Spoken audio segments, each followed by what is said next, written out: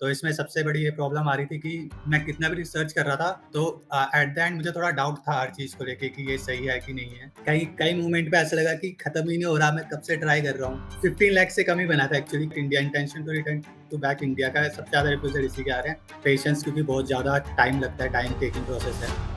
So welcome back to our channel and in one of its kind interview series. आज सावन को लेकर बैठे हैं हम इस इंटरव्यू में और यूनिवर्सिटी ऑफ कैसीनो जा रहे हैं। तो इनसे काफी सारी बातें करनी है क्योंकि कैसीनो का अभी तक हमने कोई इंटरव्यू डाला नहीं था। So there is a lot to talk to him. How was his experience, कितना अमाउंट शो किया, क्या क्या चीजें करी इन्होंने इस प्रोसेस में, सब कुछ जानेंगे। So I guess we should start with the interview itself.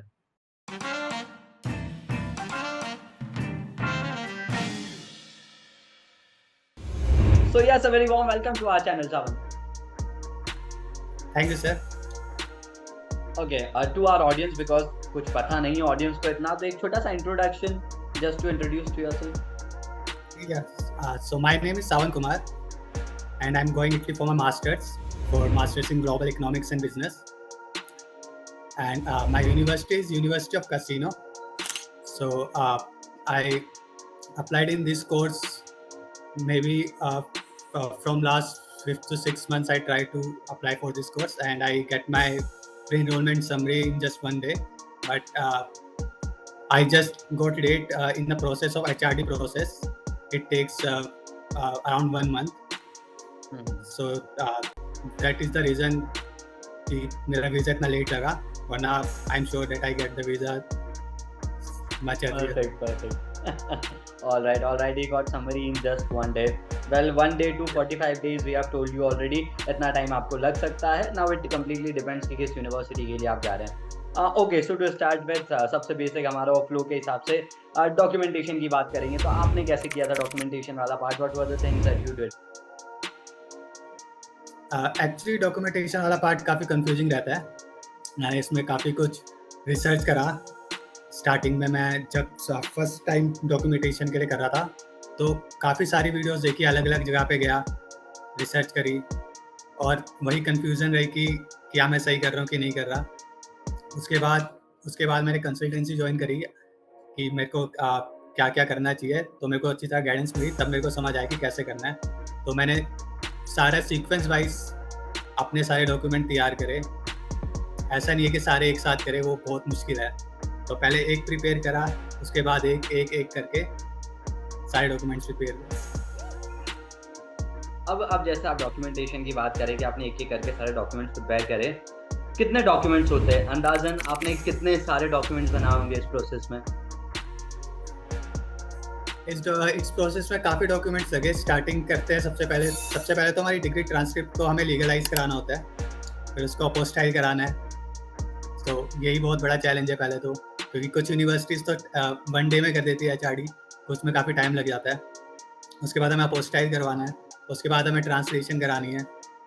तो ये सारे डॉक्यूमेंट्स प्रिपेयर करते ही काफ़ी टाइम लग जाता है।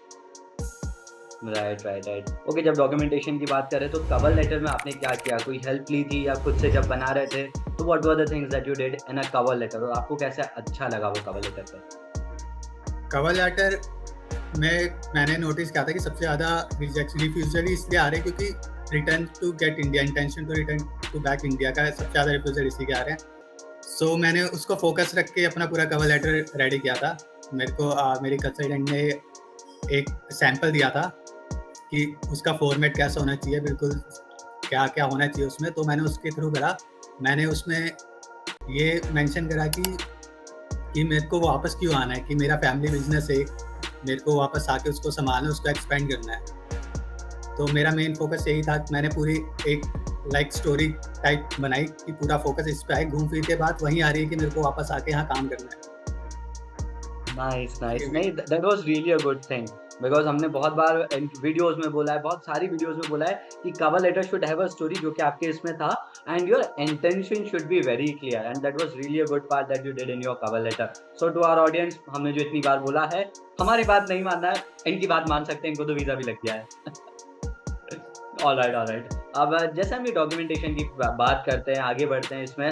कवर लेटर आप बनाते हैं, आपका मेजरली डॉक्यूमेंटेशन वाला पार्ट जब कंप्लीट होता है, it is the time that you go for the interview वाला पार्ट। सो यहाँ एट फर्स्ट आपने ये प्रिपरेशन कैसे किया? What were the things that you did?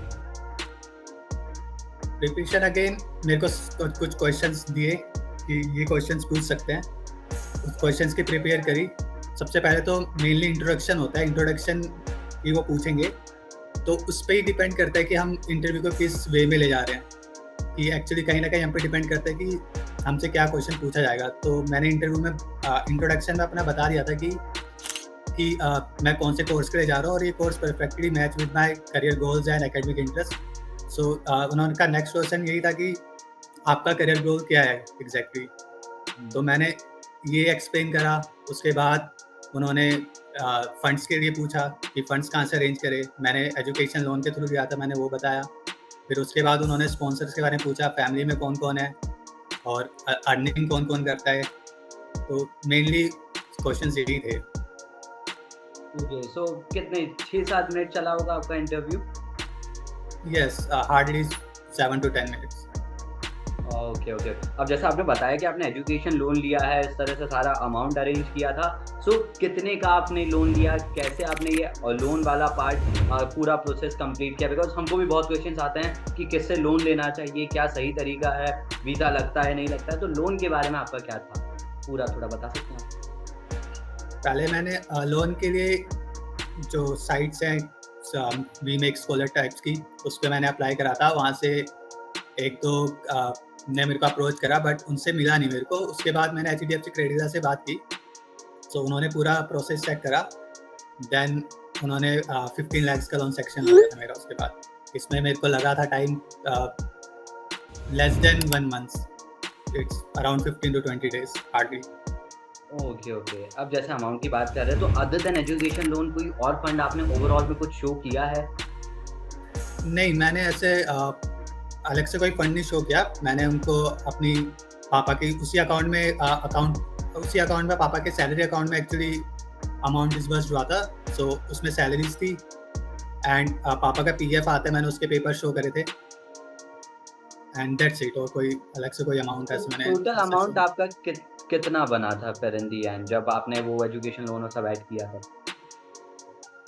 वो 15 लाख से कम ही बना था एक्चुअली, क्योंकि मैंने फ्लाइट टिकट्स वगैरह सब कर ओके, दिया ओके, था। ओके। तो okay, okay. So that means 15 lakh के एजुकेशन लोन पे मेजरली आपका सारा प्रोसेस हुआ है। ये राइट।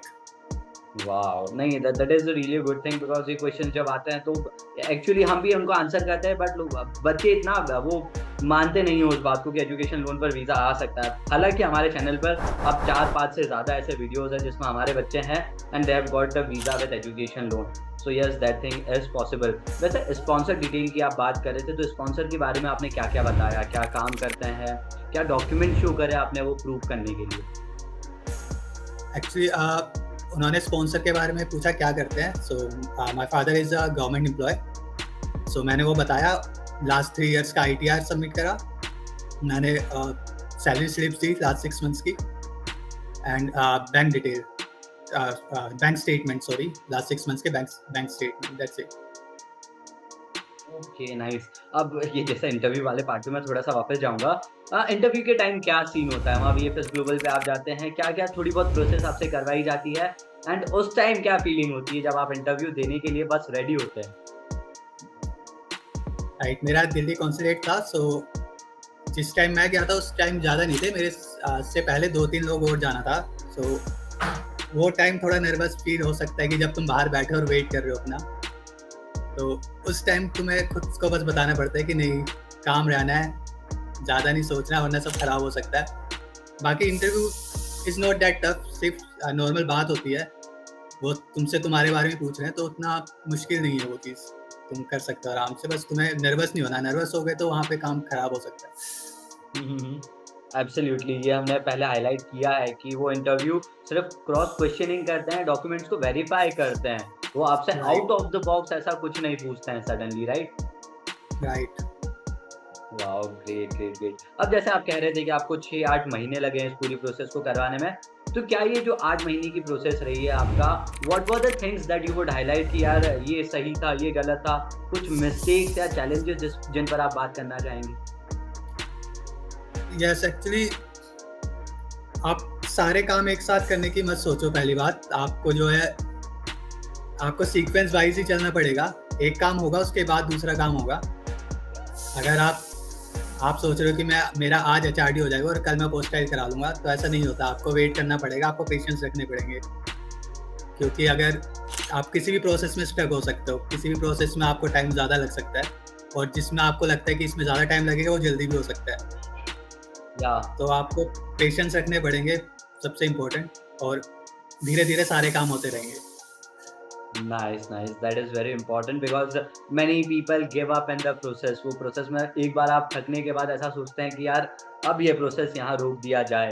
तो दैट वाज रियली गुड। बहुत इंपॉर्टेंट है पेशेंस के साथ धीरे धीरे एक टाइम पर एक काम करना। Okay, the next question is about कि आपकी वीजा की स्टोरी जो पूरी रही है। सो किस दिन आपने वीजा के लिए अप्लाई किया था, कितने दिन में आपका वीजा आ गया? मेरा वीज़ा इंटरव्यू 4 सितंबर को था, एंड 19 सितंबर को मेरे पास वीज़ा आ गया था। ओके, एग्जैक्ट 15 डेज में आपको कंफर्मेशन सारा 15 सब कुछ हो गया था। Right. Wow, nice, that is good, that is good. Okay, जैसे अभी इंटरव्यू और ये सब हम बात कर रहे हैं, जो आपका ओवरऑल प्रोसेस रहा है, नाउ आखिरी 2-3 क्वेश्चन मैं आपसे करूँ तो मेरा यही रहेगा कि जो 8 महीने की पूरी प्रोसेस रही है, आपका ओवरऑल एक्सपीरियंस कैसा रहा? Not just with euro dreams but पूरा आपका ये एट पर्सनल लेवल आपने क्या फील किया, कैसा प्रोसेस होता है?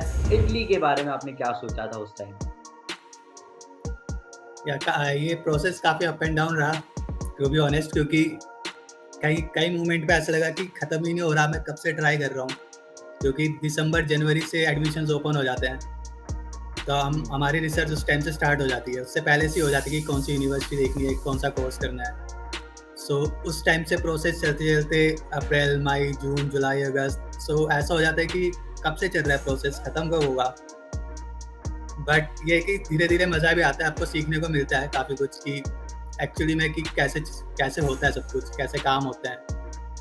तुम अगर एक चीज़ में लगे रहोगे तो वो होगा, तुम्हें धक्के खाने पड़ेंगे ऑफिस में, पर काम ऐसे ही होते हैं। ये चीज़ें सीखने को मिलती है, which is very important I think. So yes yes yes, but overall experience was really good, no doubt. Okay, as you have highlighted about your process itself, now what about let us say I am the new guy going abroad. What suggestion or tips you would give me as a new student जो मुझे starting से ध्यान रखनी चाहिए? सो अपने सारे documents prepare रखो timely. अपनी डिग्री, ऐसा नहीं कि जब चाहिए कि डिग्री आने में थोड़ा टाइम लगता है एक्चुअली, तो ऐसा नहीं है कि तुम वेट कर रहे हो कि जब इस प्रोसेस में पहुँचूंगा तो डिग्री लेकर आऊँगा। डिग्री टाइम से लो, अपनी ट्रांसक्रिप्ट लो, अपने प्रोसेस टाइम टू टाइम करो। ज़्यादा वेट करने की ज़रूरत नहीं है, ज़्यादा टाइम 10 दिन 15 दिन फ्री बैठने की ज़रूरत नहीं है, अगर तुम्हें लग रहा है कि तुम कर सकते हो अभी ये काम। क्योंकि जितने जल्दी करोगे, जितने जल्दी वीज़ा आएगा, उतने जल्दी तुम फ्री हो सकते हो, और तुम उतने जल्दी अपना स्टडी पे जा सकते हो, अपना काम कर सकते हो। Wow, great. Timeliness is important. जितना आप टाइम पर काम करेंगे उतना इजी हो जाएगा, राइट? राइट। वाह वाह Sawan. Okay, the last question out of all that, जैसे आपने बोला था कि आपने खुद से प्रोसेस करने की कोशिश करी थी स्टार्टिंग में, सो आपको क्या लगता है कि अगर आपको जो नॉलेज अभी है, अगर वो नॉलेज आपको थोड़ा बहुत भी होता, तो क्या आप बिना कंसल्टेंट के ये प्रोसेस करवा सकते हैं या मुझे सच में कंसल्टेंट की ज़रूरत पड़ेगी? This is a really good question for me. या एक्चुअली टू बी ऑनेस्ट बहुत मुश्किल नहीं है बिना कंसल्टेंट के करना, तो आप रिसर्च करके कर सकते हो। यूट्यूब पे काफ़ी वीडियोस हैं अवेलेबल, बट सबसे मेन प्रॉब्लम यही आती है कि आप श्योर नहीं होते हो कि मैं सही कर रहा हूँ कि नहीं कर रहा। एक कोई बताने वाला नहीं होता कि यस दिस इज़ करेक्ट। सबसे बड़ा इशू यही चैलेंज हुआ था मेरे को कि मैं कर तो रहा था, बट मेरे को कहीं ना कहीं डाउट हो रहा था और मैं श्योर नहीं था अपने तरफ से लेके। सो यही प्रॉब्लम मैंने सबसे ज़्यादा फेस की थी। तो उसके बाद जब मैंने कंसल्टेंसी ली तो एक सिक्योरिटी टाइप थी कि हाँ, कि मेरे को कोई बताने वाला है सामने कि हाँ आप सही कर रहे हो। सो ये सबसे आपके हिसाब से इस सबसे फायदा। Please please go ahead. नहीं प्लीज, आप कंसल्टेंसी का ही सबसे बड़ा फायदा है, बस यस यस, सो आपके हिसाब से गाइडेंस इंपॉर्टेंट है कि अगर कोई आपको गाइड कर दे, कोई बता दे कि आप सही कर रहे हैं, तो that part is important, right? Right. वाह वाह वाह, okay the final question, everything was good. एक लास्ट क्वेश्चन, आपका overall experience with Euro Dreams and final words to conclude this interview, क्या बोलना चाहेंगे आप? Yeah, my experience with Euro Games is really good because मैंने majorly दो चीज़ों के लिए हेल्प ली, एक scholarship and visa application process. And जो मुझे जो भी इसके लिए मेरे को जो जिन्होंने मेरी हेल्प करी, they are really good at their work, they have very good knowledge and very professionals. So उन्होंने हर पॉइंट पे मदद की, हर पॉइंट पे बताया कि क्या करना है, क्या गलत कर रहे हैं, क्या सही कर रहे हैं। क्योंकि क्या सही करना है ये तो हर कोई बताता है, क्या गलत करना है ये बहुत कम बताते हैं। सो मेरे को ये बताया कि ये मत करना, ये तो करना ही है पर ये मत करना। सो ये इन चीज़ों से काफ़ी हेल्प हुई मेरी, कि मुझे एग्जैक्टली पता था कि मुझे क्या करना है और क्या नहीं करना है। राइट राइट राइट, चलिए अच्छी बात है एंड वी आर ग्लैड कि आपका वीजा लगा and wish you more such success in the coming years and we are really happy that we were part of your process throughout. So I guess मेरे हिसाब से इस video में इतना ही है and to our audience yes this much only. और visa success stories है, I have so many interviews aligned यार, इनके बाद भी बहुत सारे इंटरव्यूज मुझे लेने हैं, बहुत सारी वीडियोस आपके लिए आने वाली है, तो उसके लिए चैनल पर बने रहिएगा। And to Sawan, thank you so much for being here on our channel today. Thank you So so I much. guess yes, this much only. Stay connected for more such updates and yes, thanks for watching.